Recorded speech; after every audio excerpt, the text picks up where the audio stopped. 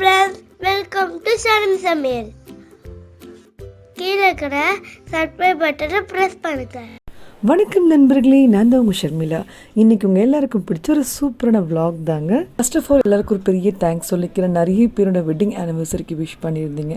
So இன்றைக்கான vlog அதை பற்றி தான் இருக்க போகுது. இன்றைக்கி மார்னிங் எழுந்து ஃப்ரெஷ்ஷாக குளிச்சுட்டு என்னோட டே ஸ்டார்ட் பண்ணிவிட்டேன். ஸோ மார்னிங் வியூ பாருங்கள், ரொம்ப சூப்பராக இருந்தது.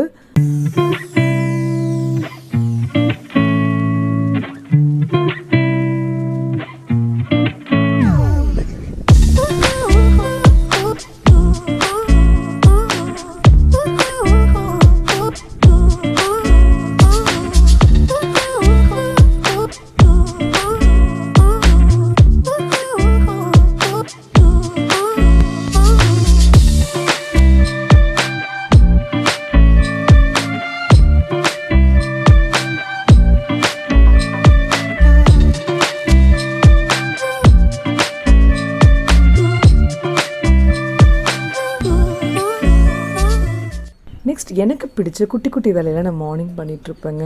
ஸோ இந்த ஒர்க்ஸ் உங்களுக்கும் ரொம்ப பிடிக்கும்ட்டு நினைக்கிறேன். வீட்டில் மற்றவங்களாம் தூங்கிட்டு இருக்காங்க. அம்மா எங்களுக்காக ஸ்பெஷலாக ஒரு பிரேக்ஃபாஸ்ட் பண்ணிகிட்டு இருந்தாங்க. ஸோ என்னென்ன பண்ணிகிட்ருக்காங்க உங்களுக்கு நான் அப்படி நான் காமிக்கிறேன். வடை, பாயாசம், இட்லின்ட்டு எங்களுக்கு பிடிச்ச மாதிரி சூப்பரான ஹெல்த்தியான பிரேக்ஃபாஸ்ட்டு.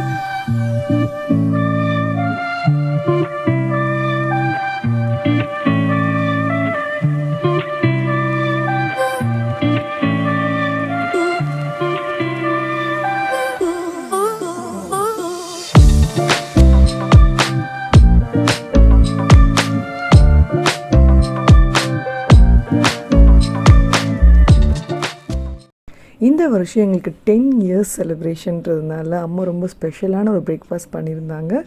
ஸோ இது சாப்பிட்றதுக்கு முதல்ல அவங்களெல்லாம் எழுப்பி விடணும். ஸோ அவங்க என்ன பண்ணுறாங்கன்ட்டு போய் பார்க்கலாம். என் ஹஸ்பண்ட் மார்னிங் நான் போட்டு ஸ்டேட்டஸ்லாம் செக் பண்ணிகிட்டு இருந்தாங்க. ரொம்ப ஹாப்பியாக இருந்தது இதெல்லாம் பார்க்கும்போது. ஏன்னா நிறைய கலெக்ஷன்ஸ் ஆஃப் ஃபோட்டோஸை நான் ஒன்றா செட் பண்ணி ஒரு வீடியோ மாதிரி ரெடி பண்ணியிருந்தேன். ஸோ அதை அவர் பார்த்துட்டு இருந்தாங்க.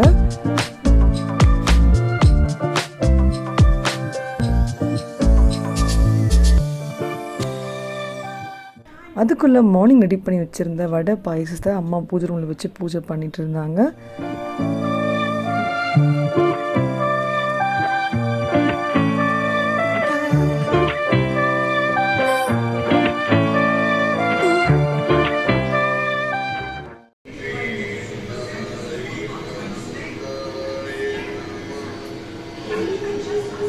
அப்புறம் எல்லோரும் ஃப்ரெஷ்அப் ஆகிட்ட பிறகு இன்றைக்கி சூப்பரான ஒரு பிரேக்ஃபாஸ்ட்டை சாப்பிட்டாச்சு. பிரேக்ஃபாஸ்ட் சாப்பிட்ட பிறகு அம்மா அப்பா கிட்ட பிளெஸிங்ஸ் வாங்கிட்டோம். இந்த வாட்டி அம்மா அப்பா பிளான் பண்ணி எல்லாமே வாங்கி வச்சுட்டாங்க. ட்ரெஸ்ஸு, சாரீ எல்லாமே ரெடி பண்ணி வச்சதுனால ரொம்ப ஈஸியாக போச்சு. ஸோ அவங்க கொடுத்த ட்ரெஸ்ஸை நம்ம போட்டுக்கிறதுக்கும் கரெக்டாக இருந்தது. ஏன்னா நம்ம எதுவுமே பிளான் பண்ணல. நம்ம லாக்டவுன் வரும் எதிர்பார்க்கவே இல்லை. எங்களுக்கு பிடிச்ச ஸ்வீட்டாக இருக்கட்டும், ஃப்ரூட்ஸாக இருக்கட்டும், அம்மா எல்லாத்தையுமே அழகாக வாங்கி வச்சுட்டாங்க. சண்டே கொஞ்சம் டைம் கிடச்சது பாருங்கள். அதனால நம்மளுக்கு எல்லாமே இதை வாங்கி வைக்கிறதுக்கு கரெக்டாக இருந்தது. என்னது சொல்ல? நீங்களும் டாடி கண்ணு மூடி வந்துட்டீங்க. கண்ணு மூடி எங்க வந்தோம்? கேக்கிட்ட அப்படியே ஸ்ட்ரைட் கேக் வந்துச்சு. கேக் வந்துச்சா? இதான் கேக்கா?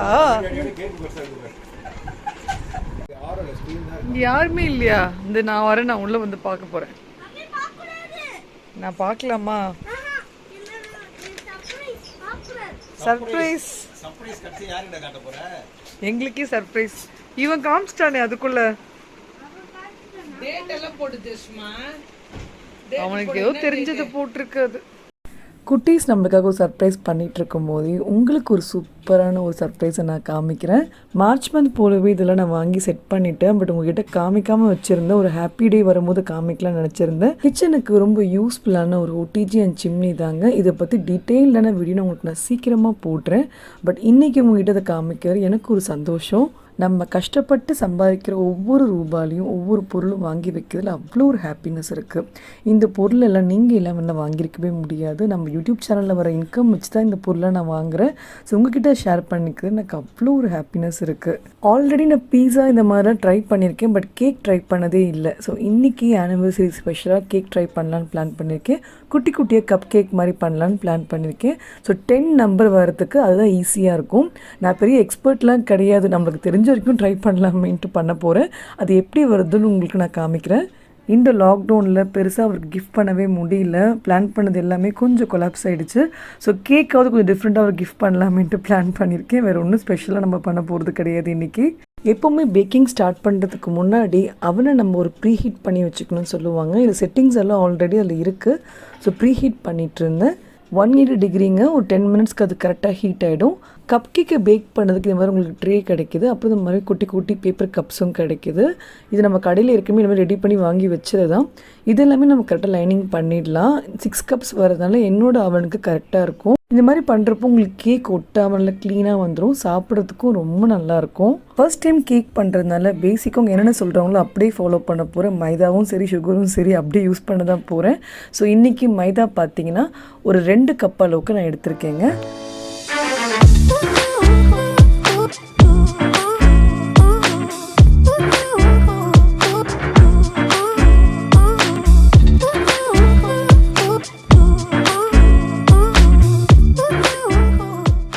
சுகரை வந்து பவுட்ரு பண்ணியிருக்கேன் மிக்சியில். இது ஒரு 1.5 கப் சேர்த்துக்கலாம். இதில் பேக்கிங் சோடா ஒரு 1/2 டீஸ்பூன் போட்டிருக்கேங்க. மெஷர்மெண்ட் கப்ஸ்லாம் கரெக்டாக போட்டு தான் உங்களுக்கு கேக் நல்லா வரும். இதில் பேக்கிங் பவுட்ரு பார்த்திங்கன்னா 1 டீஸ்பூன் போட்டிருக்கேன். இதில் கொஞ்சமாக சால்ட் போட்டுக்கோங்க. ஒரு பிஞ்ச் அளவுக்கு ஒரு தனி டேஸ்ட்டை கொடுக்கும். இன்றைக்கி நம்ம எக்லெஸ் கேக் தான் பண்ண போகிறோம். அதனால நம்ம ஒரு பவுல் எடுத்துகிட்டு இதில் கொஞ்சமாக நான் மில்க் ஊற்றிருக்கேன். மில்க் ஒரு 1.5 கப் ஊற்றிக்கோங்க. ஒரு 4 டீஸ்பூன் வந்து நான் வினிகர் ஊற்றிருக்கேன். பால் உங்களுக்குலாம் திரிஞ்சு இந்த மாதிரி வந்துடும். ஒரு 2 மினிட்ஸ்க்கு ஓரமாக வச்சுருங்க. நெக்ஸ்ட்டு இதில் பார்த்தீங்கன்னா ஒரு கப் நான் பட்டர் ஊற்றிருக்கேன். நீங்கள் ஆயில் கூட ஊற்றிக்கலாம். பட்டர் லைட்டாக மெல்ட் பண்ணிவிட்டு அதை மெஷர் பண்ணி ஊற்றிருக்கேன். வெனிலா எசன்ஸ் வந்து ஒரு 3 டீஸ்பூன் போட்டிருக்கேன். இப்போ இந்த மிக்ஸை கரெக்டாக ரெடி பண்ணி வச்சுக்கோங்க. நெக்ஸ்ட்டு ஒரு பெரிய மிக்சிங் பவுல் எடுத்து இதில் நம்ம அந்த மாவு ஜலிச்சிருக்கோம் பாருங்கள், அதில் இதை சேர்த்து நல்லா மிக்ஸ் பண்ண போகிறோம். ஒன்று நான் பிளெண்டர்லாம் வாங்கலைங்க, நார்மல் ஹேண்ட் பிளெண்டர் தான் பண்ணிகிட்ருக்கேன். ரொம்ப ஈஸியாக நம்ம வீட்லேயே இதில் பண்ணிடலாம். ஈவினிங்க்கு நம்ம இப்போயே ரெடி பண்ணி வச்சிட்டோம்னா கரெக்டாக இருக்கும்ன்ட்டு ஃபஸ்ட்டு இந்த வேலை பண்ணிகிட்டு இருந்தேன். குழந்தைங்களுக்கு டூட்டி ஃப்ரூட்டி போட்டு கொடுத்தா ரொம்ப பிடிக்கும்ன்ட்டு அதை கொஞ்சம் ஆட் பண்ணியிருக்கேன். ப்ளெயினாக கூட பண்ணலாம். ஒரு ஸ்கூப் எடுத்து இந்த கப்ஸில் பார்த்தீங்கன்னா ஒரு பாதி அளவுக்கு ஊற்றினா போதும். பிகாஸ் பொங்கி பெருசாக வரும் கேக்கு. ஸோ உங்களுக்கு பேக் பண்ணி இது கரெக்டாக வரும்போது ஃபுல்லாக ஊற்றுனீங்கன்னா நிறைய வெளியே வந்துடும். பாதி அளவுக்கு ஊற்றுங்க போதும். அவன் கரெக்டாக ப்ரீ ஹீட் ஆகிடுச்சு. இப்போ நம்ம இதில் 150 டிகிரி வச்சுருக்கேன். அப்புறம் பார்த்திங்கன்னா பேக்குன்ற மூடில் செட் பண்ணியிருக்கேன். ஒரு 20 to 25 மினிட்ஸ்க்கு அது குக் ஆனால் போதும். உங்களுக்கு கரெக்டாக ரெடி ஆகிடும். ஃபர்ஸ்ட் டைம் இந்த மாதிரி கேக் ட்ரை பண்ணுறேன், எப்படி வருதுன்ட்டு வெயிட் பண்ணிகிட்டு இருந்தேன். ஆனால் நான் எதிர்பார்த்த மாதிரி ரொம்ப நல்லாவே வந்துருந்தது கேக்கு. சைட் பை சைடில் இன்றைக்கி எல்லாேருக்கும் பிடிச்ச மாதிரி வெஜ்ஜில் செஞ்சிடலான்ட்டு பிளான் பண்ணிகிட்டு இருந்தோம். இன்றைக்கி பார்த்திங்கன்னா லன்ச் வந்து ஒரு வெஜ் பிரியாணி பண்ணிக்கலான்ட்டு பண்ணிகிட்டு இருந்தேன். என்னோடய கிச்சனுக்கு இந்த சிம்னி ரொம்ப பர்ஃபெக்டாக செட் ஆகிடுச்சுங்க. குக் பண்ணுறதுக்கும் ரொம்ப நல்லாவே இருக்குது. இந்த ரெசிபி நிறைய வீடியோவில் நான் போட்டிருக்கேன். திரும்ப நான் காமிக்க போகிறதுல நார்மல் வெஜிடபிள் பிரியாணி தாங்க.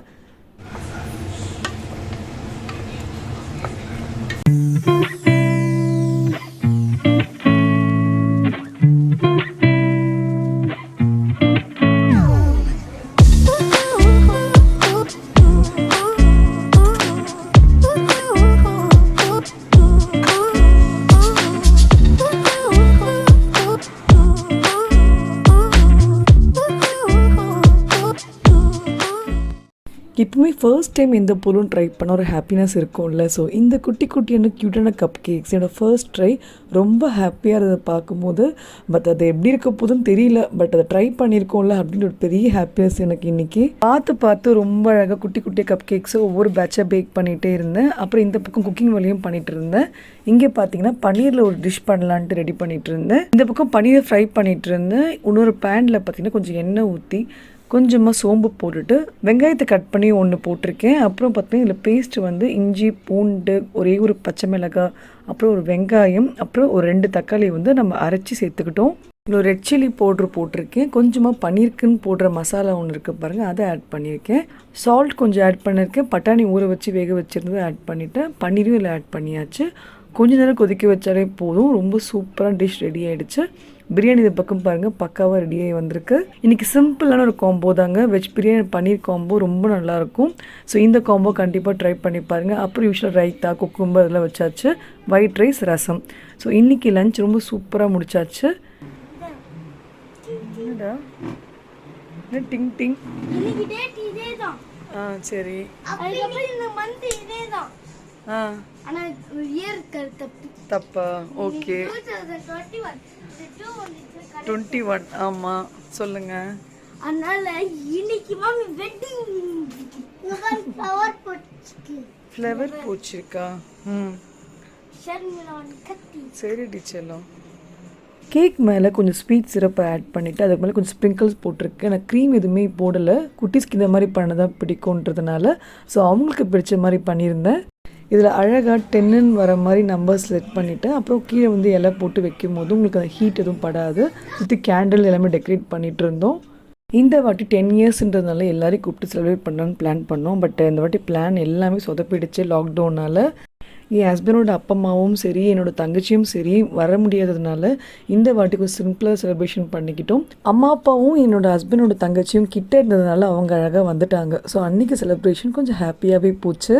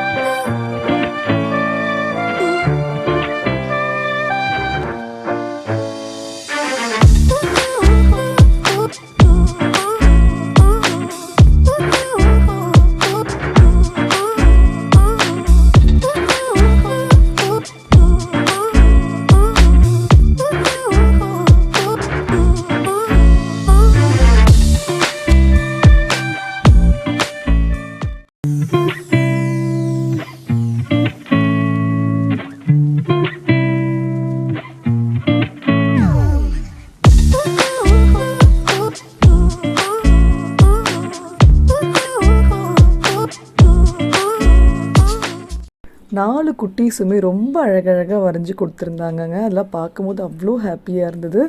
எவ்வளோ பெரிய கிஃப்ட்ஸ் இருந்தாலும் இந்த மாதிரி க்யூட்டான கிஃப்ட்ஸு எப்போவுமே நல்ல ஒரு மெமரிஸ் தானே. இந்த வாட்டி குட்டீஸு என் சிஸ்டர்ஸ் எல்லாருமே இல்லாமல் இந்த வாட்டி ஒரு பெரிய செலிப்ரேஷனாகவே இல்லை, ஒரு சிம்பிளாக தான் பண்ணோம்.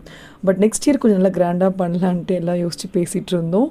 ஒரு சூப்பராக டின்னரை சாப்பிட்டு முடிச்சு இன்றைக்கான டே நாங்கள் எண்ட் பண்ணிக்கிறேன். இந்த விலாகையும் நான் எண்ட் பண்ணிக்கிறேன். ஸோ இன்றைக்கி இந்த செலிப்ரேஷன் உங்களுக்கு பிடிச்சிருக்குன்ட்டு நினைக்கிறேன். பிடிச்சிருக்கவங்க லைக் பண்ணுங்கள், ஷேர் பண்ணுங்கள், அண்ட் உங்கள் ஃபீட்பேக் எனக்கு கமெண்ட்டில் சொல்லுங்கள். அண்ட் திரும்ப எல்லாருக்கும் ஒரு பெரிய தேங்க்ஸ் சொல்லிக்கிறேன். நிறைய பேர் விஷ் பண்ணியிருந்தீங்க. ஒரு பெரிய பெரிய தேங்க்ஸ் நானும் என் ஹஸ்பண்ட் உங்களுக்கு சொல்லியே ஆகணும். Have a great day friends. Bye.